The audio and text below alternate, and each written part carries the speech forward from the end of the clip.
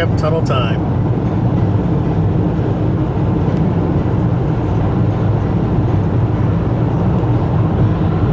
It's the, well, it just says tunnel. And I'm back. I can already see the end of it. It's getting light again. Well, we went through one in Italy being last year. It's been about 6 miles long. Is that one of those pass tunnels from Italy to Germany or something? Italy, and France. It was unbelievable. Oh, tunnel time's over. What's the name of the tunnel? No name.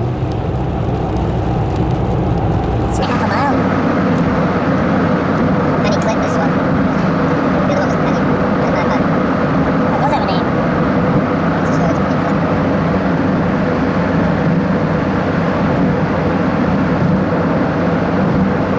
Almost out of the tunnel. And that's the end. We are now making our way out to Holyhead on the Isle of Anglesey, but Matt has made a slight diversion, and we stopped here at the approach end of runway 19 at RAF Valley. I don't know how he did it, but he arranged to have this Hawk trainer make an approach for us. Matt, you are the best. Oh, that's a...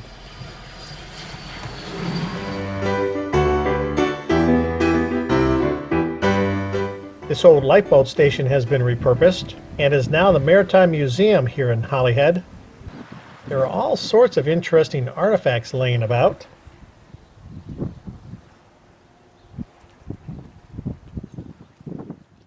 This is the anchor of the hospital ship Anglia, which struck a mine in November 1915 and sunk. The anchor was recovered from the seabed in 2008 after sitting there for 93 years. This thing looks like a channel marker buoy, but I really don't know for sure. Definitely some old school iron riveting.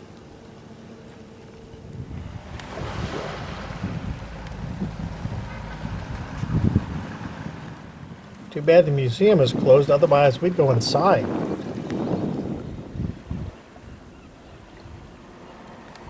Back in the day, when a distress call came in, a lifeboat was launched out this door, down these rails, and into the water.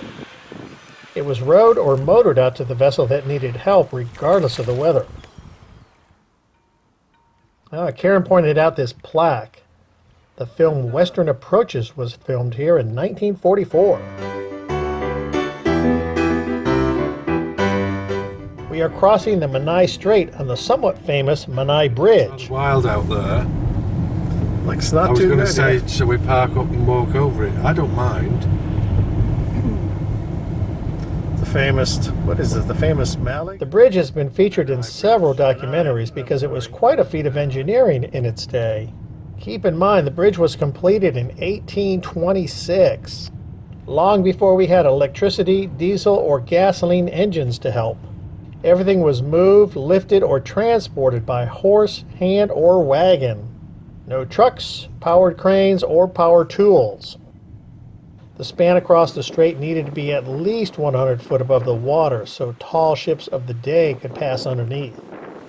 High banks and fast-flowing tidal waters of the strait made it very difficult to set down the foundations on the seafloor. Thomas Telford was the engineer that designed the bridge, using large iron links to form the suspension chains, and construction was started in 1819. They first had to erect these huge stone towers. Again, remember, this was all done by hand and animal power. It took 5 years to complete the stonework, and another 2 to finish the ironwork and suspension chains, before it finally opened in 1826. And for its day, it was an absolute incredible piece of engineering. And for a while, it was the longest and highest suspension bridge in the world. Another look at the Menai Bridge and Strait. That is Church Island down there and St. Tysilio's Church and Cemetery. That little building in the middle of the strait is Ennis Gorod Gulf. Gee, I hope I pronounced that okay. Apparently it is an old fish trap station. We are heading back to Cheshire for the evening, but first, Matt has made a stop here at the airport in Broughton. This is where Airbus manufactures the wing assemblies for their A320s.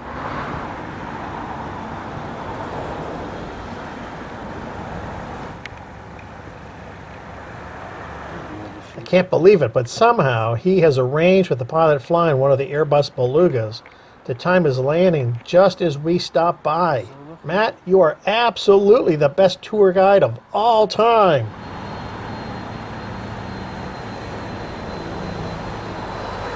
They use this aircraft to fly their wing assemblies to Toulouse, France, where the aircraft is assembled. You will see in a minute why they call it the Beluga. Right here.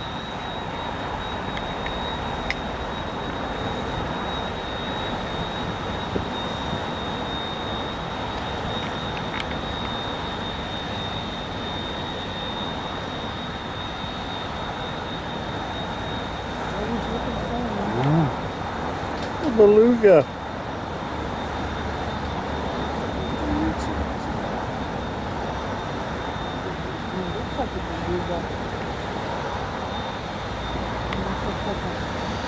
Yes, he's going to do U-turn on taxi back.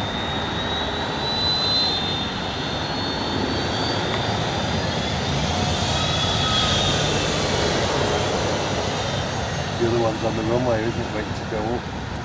I think he's back taxiing down to the end. Can't say for sure. That was a nice treat. Thanks for that little extra perk, Matt. Remember, life is a journey. Enjoy the ride, and thank you for watching.